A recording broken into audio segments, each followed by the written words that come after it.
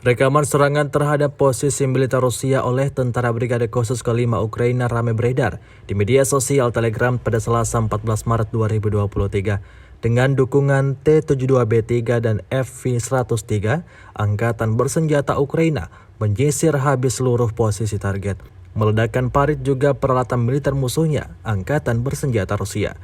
Tidak diketahui pasti di wilayah mana insiden ini berlangsung, namun dapat dilihat aksi kendaraan militer Ukraina benar-benar brutal, menyerang hingga tak menyisakan apapun pada posisi militer Rusia.